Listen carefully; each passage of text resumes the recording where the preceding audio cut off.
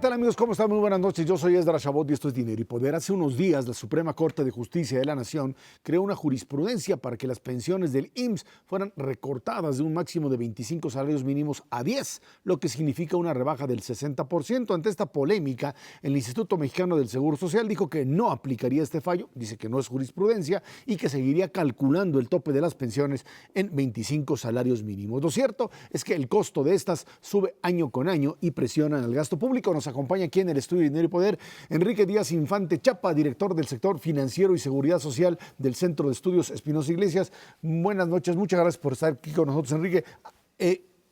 Pensiones es una bomba de tiempo, sin duda alguna. Sí. Aquí la pregunta ¿es un problema el estar calculando a 10 o a 25? ¿Se puede modificar o esto nos rebasa por el simple hecho de que estamos ante una diferencia sustancial entre lo que se ha aportado hacia las pensiones y lo que eventualmente se tendrá que pagar? A ver, Ezra, yo creo que es el problema más grande de finanzas públicas que tiene este país, el de las pensiones. Y yo te diría que la gran reforma de pensiones debería ser una reforma sendaria. Luego entramos al tema de que si 25, que si 10, si es el fallo de la Suprema Corte, que si es una controversia, una resolución de controversia de tesis o qué. Pero el tema es que, según el actuario Francisco Miguel Aguirre, en un libro Pensiones para qué, habla que es de un tema de 120 puntos porcentuales del PIB. Esto en 2015. Vete a saber cómo va creciendo la bola de nieve. Vamos a ver qué tipo de pensión está contemplando, si las asistenciales no contempla, yo creo que todas las reformas de principio de año, de subir estas pensiones para los adultos de 65 y mayores. No, la de beneficios definidos, CFE, Pemex, Luz y Fuerza, IMSS, ISSSTE, sí están contempladas. Y están, por otro lado, los de contribuciones definidas, Luis Miguel y yo, que somos de esos que estamos aportando. Claro, aclaro, yo tengo 48 años, mi primer trabajo lo tuve en el 95, entonces brinqué la barrera. Y podré elegir si quiero irme por beneficios definidos o contribuciones definidas. Es decir, si me voy por mi Afore o me voy con cargo al contribuyente. A mí, tú lo planteas, Enrique, bien, buenas noches. Sí. Es una bomba de tiempo en finanzas públicas. Desde el punto de vista de cientos de miles de hogares, vamos a decir que son granadas de mano. Es decir, hay un drama en las finanzas públicas por venir, pero hay cientos de miles de dramas en lo individual o en lo familiar. Me preocupó de la forma en que se ha estado discutiendo el tema, que parecería que depende del criterio de un funcionario. Es decir, la Suprema Corte dice, esto es lo que toca, y el director del IMSS dice, yo no lo voy a aplicar. Por un momento pudo haber sido al revés, si el director del IMSS dijera, yo sí lo aplico, y a partir de entonces, vamos a decir en pesos, el máximo pasaría de 90,000 a 36,000 pesos, más o menos. O sea, es enorme la diferencia. Con frecuencia dices, bueno, es que es un grupo relativamente pequeño los que alcanzan eso y por tanto no es relevante. Pero lo cierto es que es seguridad jurídica y desde lo micro la cosa se ve probablemente más fea que desde las finanzas públicas, Enrique. A ver, me gusta cómo lo pones, Luis Miguel, los sufrimientos individuales y los sufrimientos de finanzas públicas. A ver, yo diría que primero lo que detona todo esto es una controversia entre un trabajador en contra del IMSS porque quiere que le recalculen sus pensiones porque estuvo cotizando más tiempo, ¿no? Y entonces le dijeron, no, usted es jubilado conforme a la ley del IMSS 1973, entonces su tope está en 10 salarios. No en los 25 que usted pide. Seguramente en la familia de ese señor se puede estar viviendo algún tipo de drama. Ojo, estamos hablando de alguna persona que estuvo en la formalidad y que seguramente a comparación del resto de la mayoría de los mexicanos, es privilegiado. Entonces, sí se están viviendo injusticias individuales, pero en gente que perteneció al mercado laboral formal, tuvo un cierto número de cotización, semanas de cotización, entonces ya es un privilegiado en sí mismo. Ahora, este criterio tiene efectos para jueces, magistrados y para el Poder Judicial porque sí tiene efectos de jurisprudencia. Es una resolución de una controversia con efectos de jurisprudencia que tienen obligatoriamente que los jueces y magistrados aplicarla siempre que les llegue un pleito de un trabajador contra el IMSS que dice no estoy de acuerdo en el monto. Y ahí paso al tema que decías del director del IMSS. ¿Puede el director del IMSS decir no me acojo y válidamente? Sí, sí lo puede decir, porque la Suprema Corte no es el Poder Legislativo. El Poder Legislativo hace leyes de carácter general. La Suprema Corte dicta sentencias para resolver controversias entre dos partes. Y lo que se resuelva aplica nada más a esas partes. Entonces, está ya en el IMSS, y en este caso, pues ya están diciendo que lo van a llevar al Consejo Técnico, la determinación que han tomado. Una determinación de dejar el tope en 25 salarios mínimos para la generación Afore y bueno, hasta el límite 25. Pusieron que lo van a hacer 25 salarios. Híjole, yo siento que ahí va a haber unos temas de injusticia intergeneracional y que no va a alcanzar. Y en el tema de las finanzas públicas, digo, valdría la pena ver de qué estamos hablando. O sea, en las pensiones en 2017 equivalían a 3.5% del PIB. Este año ya con las reformas que hizo este gobierno ya está en 4.1 puntos porcentuales del PIB. Y el BID habla que esto puede llegar hasta 5.7 puntos porcentuales del PIB. Ojo, lo que recaudamos de impuestos, IVA, ISR, luego si sumamos IEPS, bueno, IVA y ISR son 13 puntos porcentuales. Si le sumamos IEPS podemos estar llegando a 15, 16 y lo demás nos vamos comiendo del patrimonio de Pemex y de las entidades. Entonces nos estamos comiendo el patrimonio y el futuro de las generaciones que vienen para pagar pensiones, ¿no?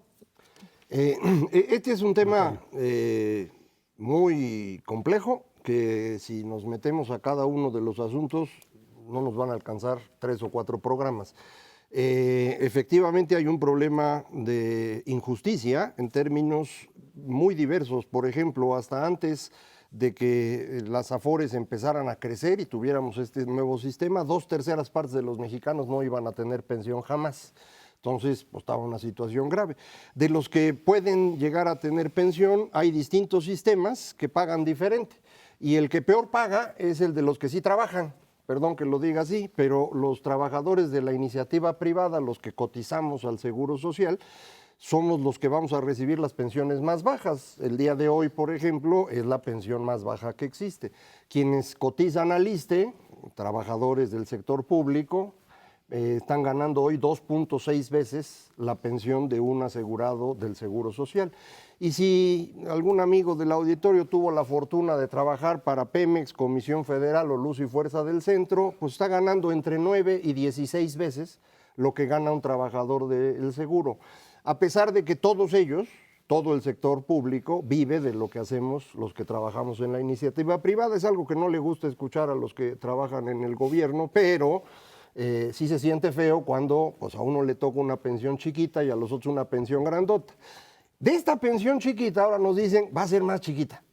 Ya no van a ser 25 salarios mínimos como habíamos acordado, van a ser 10. ¿Por qué? Porque yo digo, ¿quién dice eso? La Corte. Lo hace por tercera ocasión, lo cual significa que van 3 resoluciones en la misma dirección. Para hacer jurisprudencia propiamente hablando, faltan 2 más.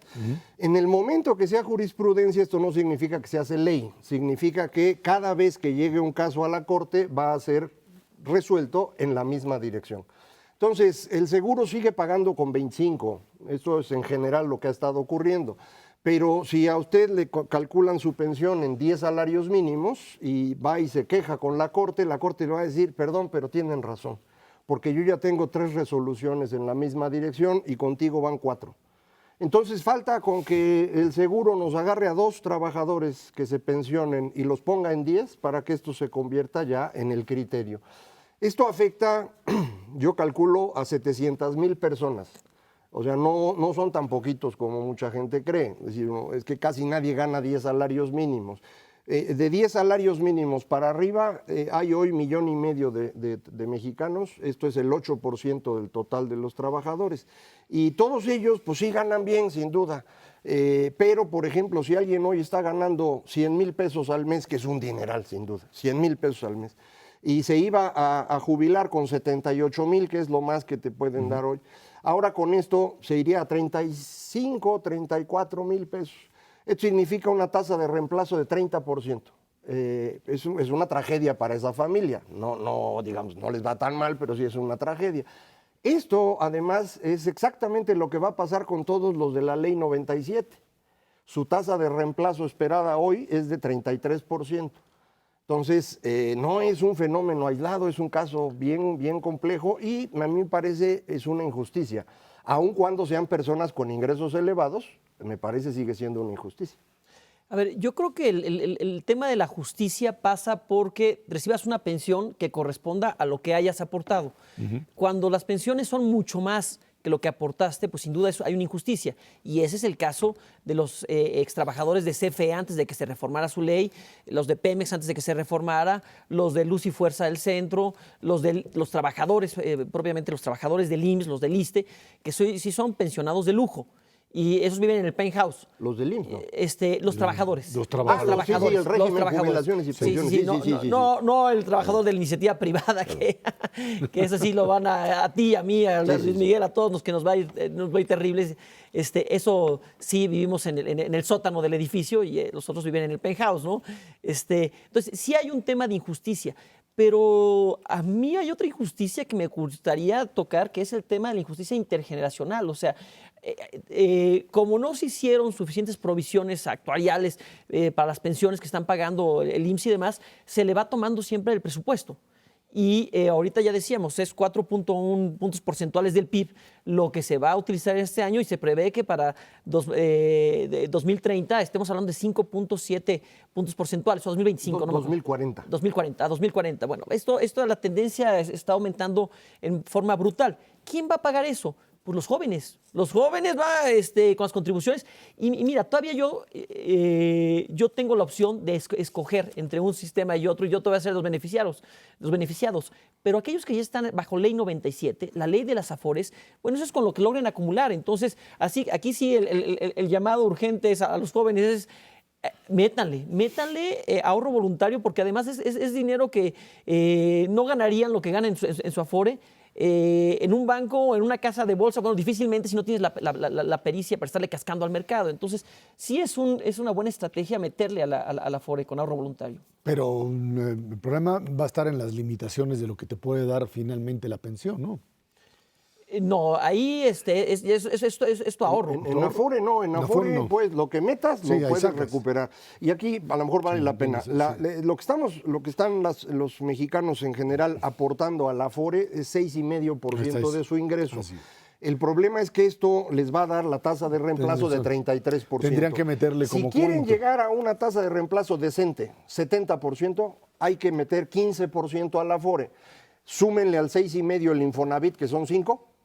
Ya nada más les faltan 3,5%. Métanle 4% de su salario a la Afore y van a jubilarse. Abonando a lo que dice Macario, Chile, que fue el inventor del sistema de Afores, tiene el doble de contribución que México y ahí generó crisis una vez que se empezaron a jubilar la expectativa era mayor. La expectativa era muy alta. Una cosa que creo que hay que enfatizar es, en un país con desigualdades, la desigualdad se agudiza en el momento que te jubilas. Sí. Tenemos los de la informalidad que no tienen pensión, y hay que decir, hay una informalidad formal. Es decir, gente que está en lo formal con subregistro de salario o con alguna forma más o menos chueca de registro. Pero tenemos también la desigualdad que se produce, lo decía muy bien Macario, entre gente que tuvo la ventaja de pertenecer a un ecosistema privilegiado por capacidad de negociación con el Estado.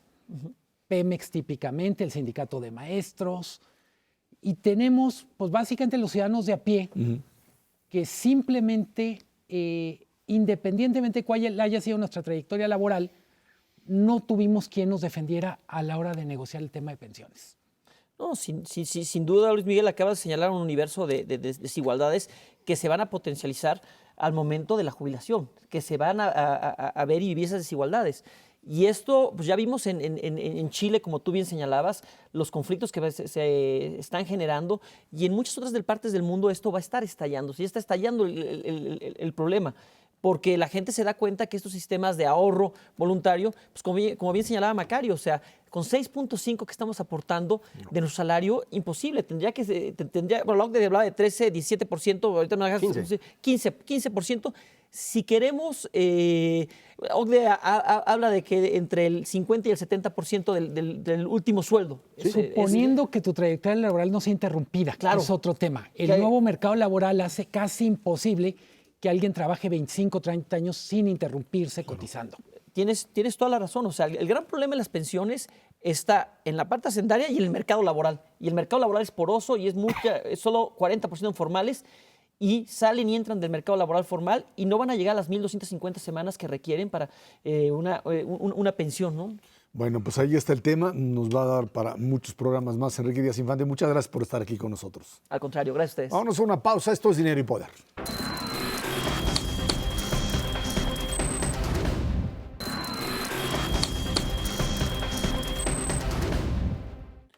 Ante el brote de coronavirus en China, el país asiático ha paralizado su economía y su consumo diario de petróleo ha caído un 20%, lo que tira el precio del crudo a nivel mundial. Al ser el país que más consume el energético en el mundo y con cierre de fábricas, oficinas, tiendas y empresas, para muchos analistas la economía de China experimentará un retroceso que no fue previsto con anterioridad. La incógnita ahora es la duración y la intensidad de este fenómeno, lo que tendría efectos a nivel global. Luis Miguel González, Macario Esquetino, ahí están dos fenómenos importantes. Por un lado, pues sí, un coronavirus que termina convirtiéndose otra vez, como lo fue el virus de la influenza H1N1 hace pues casi 10 años, un poco más, un problema de salud mundial. Algunos dicen todavía no una pandemia, pero por ahí va. Y el otro tema, por supuesto, el efecto de la posibilidad de que China crezca, pues si nos va bien, dicen algunos, un 2% o 3% este año, y lo que esto implica en términos de parálisis de la economía mundial, Luis Miguel. Dices bien, la clave es cuánto va a durar esta crisis. Si el escenario optimista es esto se resuelve en 1 o 2 meses y algo de lo que se perdió en el primer trimestre se puede compensar en los próximos meses. El escenario, yo creo, más probable es que no se contenga en un mes, sino que sea un tema cuando vamos a lo largo del primer semestre. Tú decías, tiene efectos en el precio del petróleo, tiene efectos en la integración de cadenas globales. Ya una empresa coreana, Kia, anunció, por ejemplo, que no podía mantener la producción porque las partes que venían de China simplemente no le están llegando a sus plantas. Claro. Y hoy hay un tercer efecto que es la industria turística. Para comparar con el SARS del 2002-2003, en ese entonces China aportaba 17 millones de turistas al mundo, ahora son 277 millones, el doble de turistas de los que pone Estados Unidos a volar. En ese contexto, lo más importante creo es, junto con este fenómeno de salud, esta epidemia o cualquier nombre que le queramos dar, es la economía mundial es muy sensible a cualquier ajuste. Lo que estamos viendo en los mercados ahorita es especulación. Todavía faltan los efectos en la economía real. Insisto, es turismo, es petróleo y son cadenas productivas. China sigue siendo la gran fábrica del mundo. Yo creo que tiene toda la razón, Luis Miguel. Los datos que tenemos indican que ya está llegando a una meseta el número de infectados. Esto es, no es que dejó de crecer, es que el crecimiento es cada vez un poco menor. Y esto significa que es probable que la parte de salud pueda efectivamente resolverse en el transcurso de este primer trimestre. El problema de salud. El problema económico va a durar, como decía Luis Miguel, cuando menos el semestre completo. No sabemos qué tanto más se extienda. Esta parte del efecto económico, que es lo relevante para lo que estamos analizando, va a tirar la producción de China probablemente primero y segundo trimestre a esta tasa de 2% que decías. A lo mejor la segunda parte del año vuelven a crecer al 6%, entonces no sería 2% para todo el año, pero los 2 primeros trimestres sí. China no es el mayor consumidor de petróleo del mundo, pero sí el mayor importador. Estados Unidos es el mayor consumidor, pero ya produce lo suficiente para alimentarse a sí mismo y todavía le queda para exportar. China no, China casi no produce comparativamente, y esto es lo que efectivamente tumbó precios del petróleo. El West Texas, que es la referencia de, digamos, Occidente, está en $51 por barril. El Brent, que es del que se cuelga la mezcla mexicana, estaba en 56, pero ahora tenemos el problema de que en este año hay criterios más duros para el contenido de azufre en el petróleo, y esto ha tumbado el precio de la mezcla mexicana otro cacho adicional, de manera que esta semana andamos en $44 por barril, 5 abajo de la estimación para el presupuesto. Nos dijeron en Hacienda que ellos habían comprado coberturas a $49, pero eso nos dijeron. No hemos visto datos, no sabemos si efectivamente fue a $49 y no sabemos cuántos millones de barriles aseguraron. En cualquier caso, esto se resolvería hacia octubre, que es cuando se cobra la cobertura. De momento el ingreso en el gobierno debe ser significativamente menor. Si a esto se suma que tenemos una actividad económica más baja, pues yo creo que el gobierno ahorita debe estar colgado de la lámpara. Pero ya platicaremos de finanzas con más detalle. En el tema de servicios que decía Luis Miguel, el turismo, sí es un asunto que puede resultar verdaderamente complicado para toda Europa, por ejemplo, para Estados Unidos mismo. No solamente los chinos que viajan afuera, sino quienes viajaban a China, que dejaron de viajar, y se nos paró por completo la producción. Algunos dicen, México va a aprovechar esto porque con el TEMEC vamos a convertirnos en la fábrica del mundo que es China. Pues ojalá y tengan razón.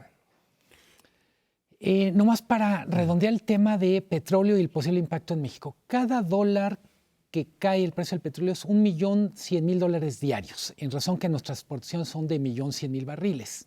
Por tanto, si respecto al precio que había el 20 de enero, el barril ha caído casi $12, estamos hablando de alrededor de $350 millones mensuales. Un poquito peor.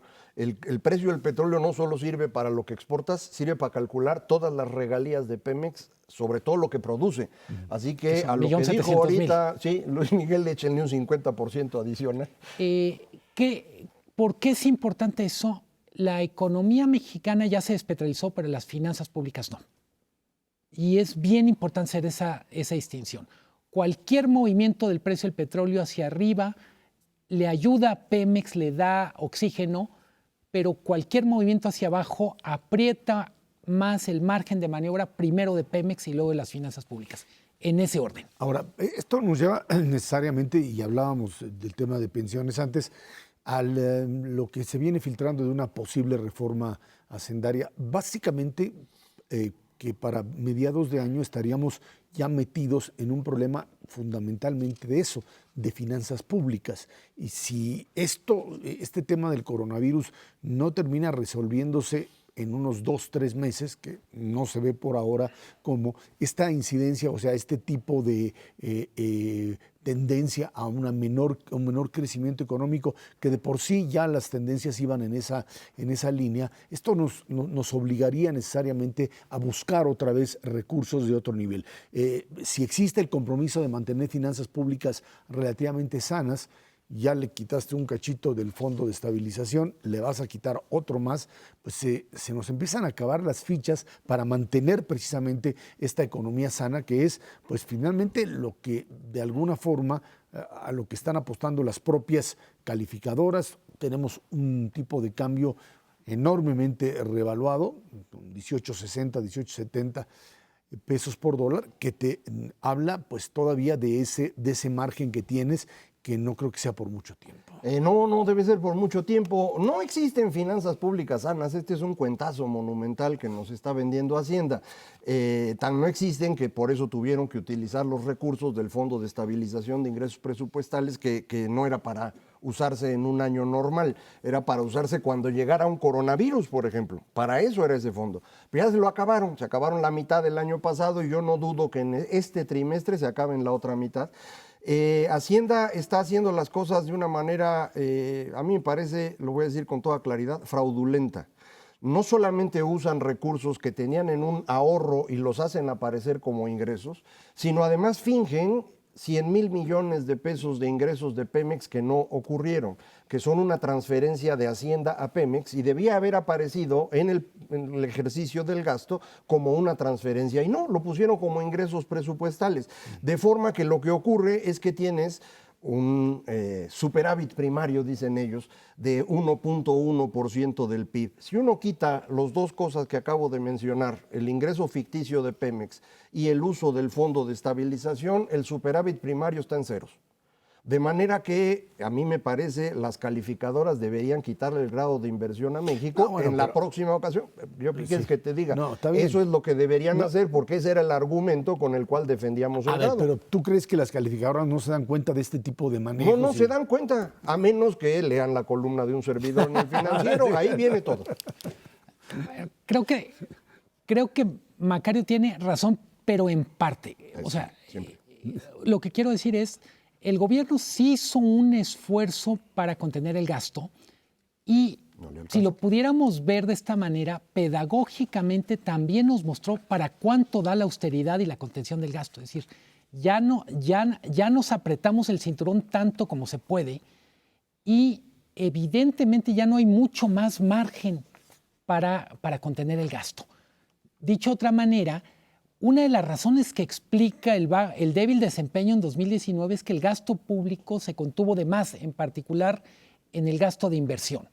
Entonces vamos a tener una tensión entre la necesidad de crecer ejerciendo el gasto, por ejemplo, de inversión, con la necesidad de mantener cuadradas las cuentas. Para mí ese es uno de los grandes retos en 2020. Si gastas lo que deberías para mover la economía, inmediatamente pones presión a esta variable que les importa mucho a las calificadoras, que es el superávit de finanzas públicas, que en pocas palabras que es que el gobierno no gaste más de lo que ingresa. Bueno, vámonos a una pausa y de regreso platicamos con usted precisamente sobre tendencias de crecimiento económico, cómo le hacemos para crecer sin romper estos equilibrios y cuáles serían pues, las partes de la economía mexicana que pudiesen de alguna manera impulsar precisamente este crecimiento. Esto es Dinero y Poder.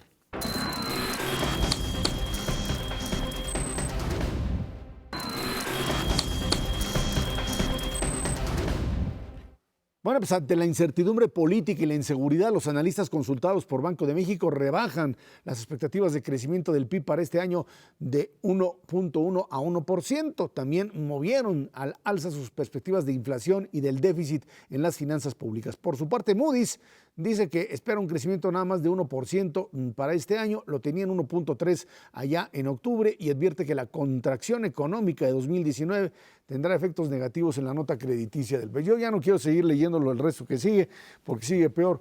Pero bueno, pues no te rías, Macario. Es que te dije eso en el bloque anterior y me regañaste. Bueno, pues sí, pero la verdad es que hay que ser un poco más optimista. A ver, crecimiento al 1% parecería que por lo menos estaríamos hablando de que este crecimiento cero o de menos 0.1 o menos 0.3, como fue el último trimestre pasado, estarías entrando en la última fase ya de lo que sería. O sea, no estás adentrándote en un modelo recesivo, sino empiezas a pues, meterte en lo que podría ser un pequeño avance dentro de la economía. Entiendo que esto pues no alcanza lo que tú quieras, pero vamos, no estás planteando una recesión en el sentido de una paralización permanente de la economía, lo que te permite por lo menos abrir un espacio para que si se dan las condiciones, sé que Macario va a decir que no existen, pero bueno, si se dan las condiciones para mayor inversión, esto puede finalmente impulsar a ese crecimiento al 1%. Hacienda sigue manejando que es hasta el 2%, pero bueno, pues lo tiene que hacer porque si no, la expectativa se les baja en forma dramática. ¿Cómo la ves, Luis Miguel? Llevamos 5 semanas del 2020 y hay 10 ajustes a la baja del crecimiento del PIB, entre instituciones internacionales, privadas, públicas. Todas coinciden en definir cuáles son las debilidades y en algún sentido en las debilidades están las posibilidades. Me explico. Todo mundo dice un factor de debilidad de la economía mexicana que propicia el no crecimiento es la incertidumbre sobre la definición de políticas públicas. Esa es una debilidad, pero también es un área de oportunidad. Es decir, de alguna manera está muy claro el mensaje. El gobierno tiene que ser bastante más predecible, más estable en las reglas del juego. Por poner un caso, ya tenemos redefinición de regla del juego en cosas muy grandes como sector energético. El anuncio de cambiar los puentes vacacionales es una forma de cambiar reglas del juego que en este momento, insisto, en un contexto donde están diciendo, por favor, no estén tocando tantas cosas al mismo tiempo, mete ruido. Entonces yo diría, el primer factor que puede ayudar a destrabar esta inversión privada es reglas del juego más estable. Para bien y para mal, todo está en la cancha del gobierno, no solo por el lado del gasto público, sino por el lado de generar un entorno más estable. Llevamos año y medio con anuncios constantes de nuevas reglas del juego, que creo que es lo que genera mucha incertidumbre. Como dice Luis Miguel, 5 semanas nada más del año, entonces no tenemos datos, no sabemos qué está pasando todavía. Tú decías, a lo mejor ya acabó la recesión o el desaceleración y ya vamos a empezar a crecer, pues a lo mejor, pero a lo mejor no. Ningún dato nos apunta en esa dirección. El único dato que tenemos del mes de enero, dato, es las ventas de autos, que sigue cayendo como venía cayendo. Esto es un apunte en la dirección de inversión, porque parte de la inversión incluye la compra de vehículos y pues esta no se recupera, sigue cayendo por ahí del 10%. Mañana en la mañana salen los datos de producción y exportación de vehículos, es determinante para saber el comportamiento de manufacturas durante enero. Las opiniones de los expertos, de los empresarios en las distintas ramas, que eso es algo que se mide a inicios de mes, corresponde a enero, apunta que en construcción la gente sigue igual de desesperada de como estaba en octubre, noviembre, diciembre, así que no se ve ninguna mejoría. Del mes de diciembre no tenemos los datos completos todavía, de hecho la industria la vamos a conocer la próxima semana, a ver qué pasó en la industria en diciembre, porque a diferencia de lo que tú percibes de que tal vez de la desaceleración empecemos a mejorar, otras personas lo que dicen es, caray, ya pasamos de desaceleración propiamente hablando a recesión. Y entonces la recesión se va retroalimentando, un poquito como decía Luis Miguel, dado que hay menos recursos en la actividad económica, se pagan menos impuestos, el gobierno tiene menos dinero para gastar y tiene que bajar su gasto. Y al bajar su gasto, pues la economía crece todavía menos y entonces empieza ese círculo vicioso que va dañando. Entonces, la única manera de salirte de esto, que no cuesta dinero, es hacer lo que dijo Luis Miguel. Pongan reglas claras que funcionen. Yo ya no pido que funcionen, ya nomás con que sean claras, como dice Luis Miguel. O sea, ya nos echaron a perder el mercado energético, por ejemplo. Bueno, pues ya déjenlo así.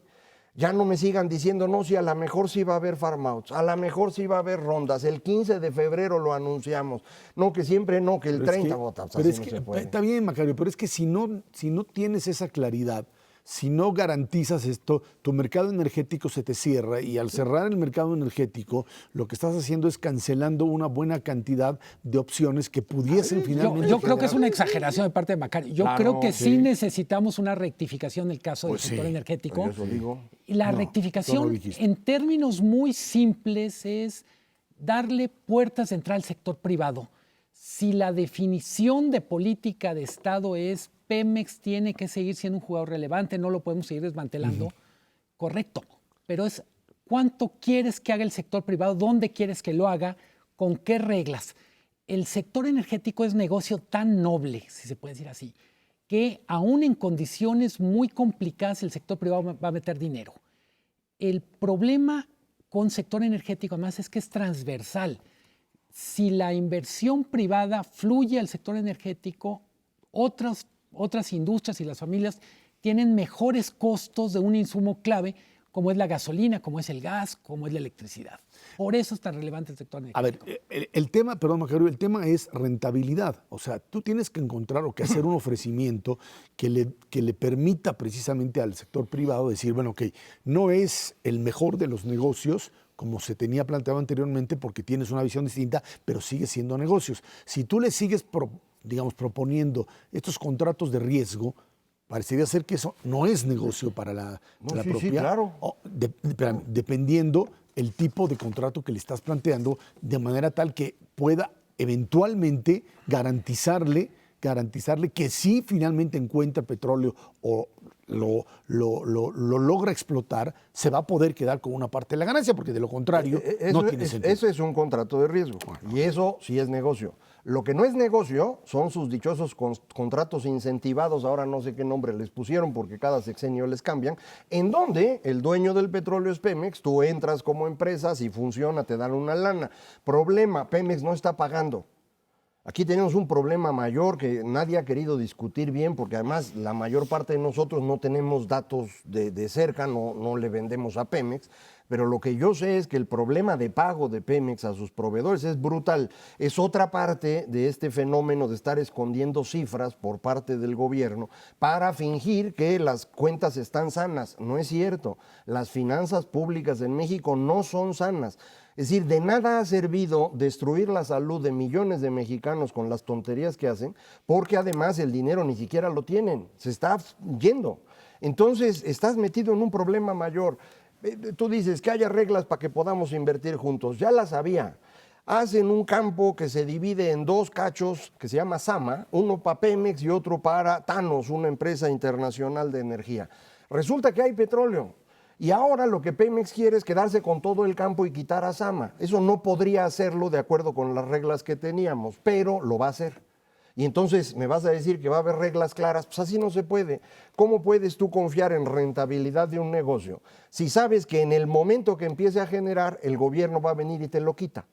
Pues así no se puede. Entonces mi opinión es, lo más pronto posible, las agencias calificadoras deben quitarle el grado de inversión a México y dejar perfectamente claro que lo que estamos haciendo en este país está llevándonos a la tragedia.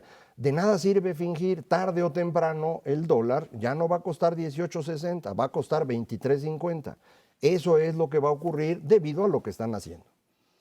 Pero estoy exagerado, dice Luis Miguel. ¿Sí? No, quiero Pues sí. tocar otro tema que es muy relevante, que en el fondo no sabemos cómo va a funcionar, es TEMEC.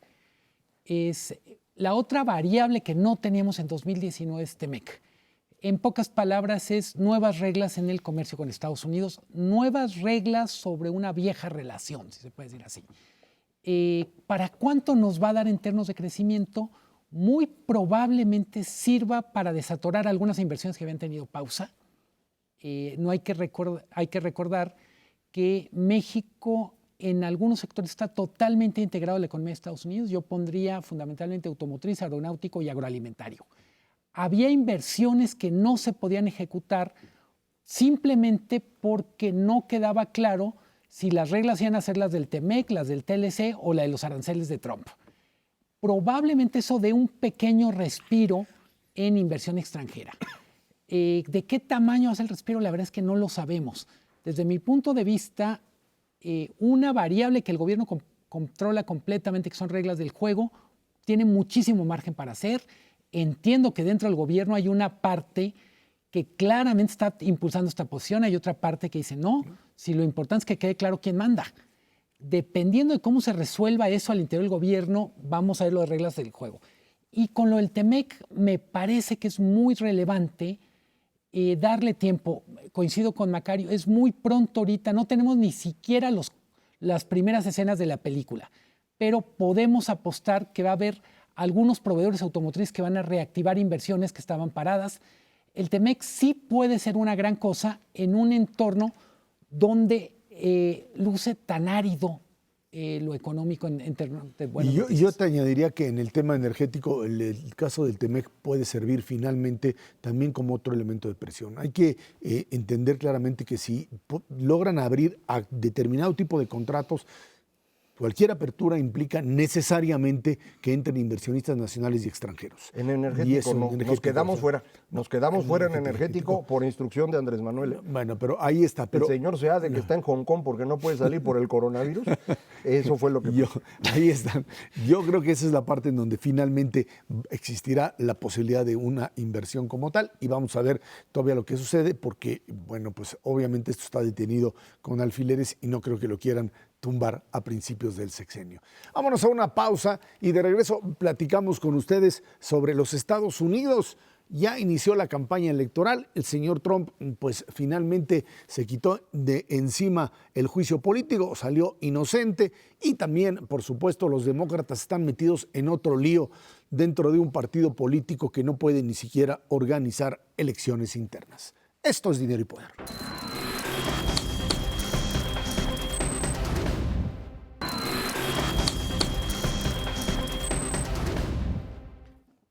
En medio del inicio del proceso electoral en los Estados Unidos, el Senado norteamericano, de mayoría republicana, absolvió al presidente Trump. No tiene nada de culpa de los cargos de abuso de poder y obstrucción al Congreso. Del primero, pues 52 lo declararon inocente, del segundo 53 desestimaron la acusación. El señor Mitt Romney fue el único voto ahí de los republicanos que cuestionó a Trump. Ya tiene el camino libre para la elección. Ahora los demócratas tienen que escoger un mejor candidato para poder enfrentarse allá en noviembre. Y bueno, pues el desastre allá en Iowa no podría ser mayor. Estos sistemas norteamericanos de verdad de elección que son de lo más complicado y absurdo, más allá del tema de colegio electoral, la idea de asambleas que además para entrar es un determinado registro y luego se votan y presentan candidatos y si no obtienes suficientes votos tienes que ir corriendo y se pasan de un lado a otro. Es algo así como el juego de las sillitas, pero ahora sí que con candidatos, algo bastante poco democrático además, porque la verdad termina por convertirse algo así como una asamblea estudiantil. Sí, pero no Sí. es que sea poco No, es poco democrático, democrático. es una costumbre muy antigua. Bueno, pues sí. Y, Sí, también la asamblea era así. correspondía a la democracia, digamos, del siglo XVIII, principios del XIX, donde nada más votaban los puros cuates. Sí. Es decir, era para hombres, no mujeres, blancos, no de otro color, que supieran leer y escribir y que tuvieran suficiente riqueza para pagar impuestos. Entonces eran tres, entonces era bien fácil. Sí, por eso nada más que ahora, como son todos, pues ya ahora no sí está funciona. más complicado. Bueno, ok, no funciona eso como modelo democrático y finalmente los lleva a 2 días. Hoy todavía, no sé si ya a la hora que esto se transmita ya acabaron, iban en el 97% y ya el señor, Sanders andaba y Buttigieg iban ahí empatados, se están repartiendo 44 delegados y ya brinca al que le fue muy mal es el señor Biden, que parece ser que viene en picada. En medio de esto, el señor Trump pues da su informe a la nación, su State of the Union, en donde le deja colgada la mano a la señora Nancy Pelosi, muy grosero, así como si, Macario, no me rompes el script. Así hizo el señor Trump. Así lo rompió, Y la yo no te doy la señora mano. rompió. Tú no me das la mano, yo te rompo todo el discurso, ya rompió todo Ahora, para acordarse lo que tienen que decir. Bueno, lo cierto es que esto termina por generar un ambiente que hay quien dice esto le abre el camino finalmente al señor Trump para la reelección. Los demócratas metidos ahí, no creo que Buttigieg pueda caminar mucho más, pero el señor Sanders avanza en las encuestas, avanza en la popularidad y no es precisamente ni el hombre del libre comercio ni el hombre de la moderación. Y hace a un lado Elizabeth Warren, por supuesto, en las encuestas. Y bueno, vamos a ver qué es lo que pasa con Joe Biden, que finalmente, pues decían alguien, el grave problema que tiene Biden otra vez es que quizá la edad es lo que más le está pegando porque a la hora que tiene que expresarse empieza a tropezar y empieza a plantear cosas que son demasiado simplistas y sin un digamos, contenido que pudiese darle sostén al argumento que tiene. Y esto en el electorado demócrata empieza a pegar para oír a alguien mucho más coordinado, a pesar de la edad como Sanders, que tiene la capacidad todavía de atraer masas de jóvenes y ahora también empieza a tener impacto en gente de mayor edad. La aparición de Trump metió a los demócratas en una especie de crisis de identidad. Tenemos una ala demócrata que dice el antídoto contra este presidente es ser tan radicales como él de signo contrario, y hay otra ala del partido que dice el antídoto contra lo radical del presidente es la moderación. Mientras los demócratas no resuelven esa crisis de identidad, no tienen ninguna posibilidad de ser contendientes. Trump sale fortalecido de la absolución, pero también deja un escenario que desde mi punto de vista no es despreciable. El mayor adversario de Trump es Trumpismo. Es decir, la única posibilidad de que Trump no se reelija tiene que ver con que meta la pata, que no es tan baja. O sea, es un presidente, vamos a decir, lleno de energía senil, que con frecuencia nos sorprende por la facilidad con que pica pleitos en donde no había nada.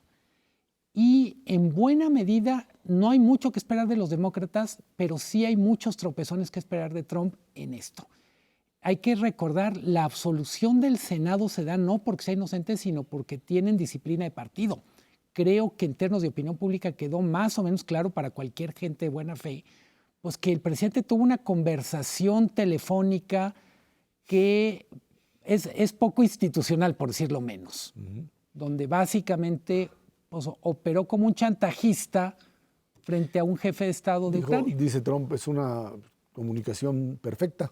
Siempre lo dijo, sí, la Sí, verdad, fue sí. perfecta, porque Perfecta. le salió. Le salió, bueno, pues le salió más o menos porque finalmente lo descubrieron ahí a la mitad, pero creo que el problema aquí radica otra vez en la narrativa que termina por imponerse. Y si vamos a tener una confrontación Sanders contra Trump, el tema del sello socialista que abiertamente plantea Sanders puede terminar por convertirse en un serio problema en el público, en el electorado norteamericano. Sí, hay un montón de temas aquí en este proceso, es bastante complejo. Primero, el señor Biden habla despacio y se traba a veces por dos razones. Una, porque tiene una visión del mundo bastante más compleja de la que tienen Sanders, Warren o Trump mismo, que tienen visiones muy simplistas que les permiten hacer esto de la energía senil a la que se refería Luis Miguel. Biden además es tartamudo de nacimiento, entonces le ha sido difícil controlar esto y por eso sufre. En estos eventos, pero pues eso el público no lo está midiendo y de momento parecería que está fuera ya. Que va a ser muy difícil que se recupere. Esto abre espacio para la aparición del señor Bloomberg, que no pudo registrarse a tiempo para participar en las elecciones de febrero, pero sí entra para marzo. En marzo, el día 11, tenemos, 11 o el 3, no me acuerdo. En marzo, un primero o segundo martes, tenemos el supermartes, que va a ser un montón de elecciones y ahí puede ya decidirse en qué dirección va esto. No sé si Buttigieg alcance a competir, no sé si Sanders desplace a Warren porque es el mismo mercado de los loquitos de izquierda en vez de los loquitos de derecha, pero eso lo vamos a saber. Durante la campaña, el señor Trump nos va a volver a agarrar de sus tarugos, yo estoy casi seguro, y por eso lo del TEMEC que platicábamos en el bloque anterior todavía no me convence, porque igual nos avienta un arancel, nada más porque eso le va a ayudar a ganar ciertos votos. Entonces, otra vez son reglas que no quedarían claras. Y finalmente, en el tema de los partidos, desaparecieron los partidos políticos de Estados Unidos que conocíamos. El Partido Republicano es una tragedia, es una miseria. No hay personas que tengan el valor suficiente para defender principios en ese partido. Romney lo hizo a medias, nomás en una, para que no digan que es... Eso está bien, pero eso, si acaso, ¿pudo haberlo hecho antes? Exigiendo que hubiera testigos donde ese voto sí valía. Pero no sí votaron tres republicanos votaron porque hubiera testigos. 3 republicanos. Si hubieran sido 3, hubiera sido 50-50. 51-49 finalmente fue. Bueno, no importa. Okay. El otro, los demócratas tienen el problema que acaba de decir. Entonces ahorita tu dificultad es, en los países en el mundo, ¿podemos regresar a visiones centrales de la política o todos nos vamos a ir a los extremos? Mi opinión es que nos vamos a ir a los extremos todavía por varios años, perdón. No, a mí una cosa que me preocupa, escuché mucho después de la absolución de Trump, es decir, en las últimas horas, es esto de, bueno, con Trump más vale malo por conocido. O sea, al final... es qué bueno que no le está yendo tan mal porque, pues como quiera que sea, ya le hallamos el modo. Creo que es un razonamiento absurdo. Trump no quiere a México, nos ha agarrado de piñata durante 4 años, incluyendo la campaña. Y por tanto, yo diría, cualquier cosa que debilite a Trump es buena para México, simplemente porque mínimo le da otros temas de qué ocuparse. Para mí, no me parece que en México, cuando hay una parte de la opinión pública que está cayendo con una especie de complacencia casi masoquista frente a Trump. Y francamente, no se puede confiar en ese señor. Ya volvió a tratar el tema del muro, no el muro del sur, como le decimos acá, sino el muro físico, hace una especie de informe de metros construidos, va a insistir en el tema del muro, va a seguir viendo cómo convierte la discriminación a los mexicanos en una parte central de la política interna y electoral de Estados Unidos. Entonces, francamente, no hay manera de alegrarse que Trump haya salido absuelto. Y el otro punto es a ver a quién encuentran como interlocutor los propios demócratas. Insisto, la figura de Sanders es muy complicada incluso para enfrentarla. Vamos a ver lo que pasa. Michael Bloomberg tendría que surgir como un candidato con posibilidades eventualmente, o un Joe Biden que, pues, a ver cómo le hace para recuperar por lo pronto. Pues sí, como dice Macario, estamos corriendo a los extremos. Miguel González, Macario, que tiene muchas gracias. Gracias a usted que nos ve y nos escucha aquí todos los jueves a las 10 de la noche en el 11 Dinero y Poder. Por nuestra parte, muchísimas gracias y muy buenas noches.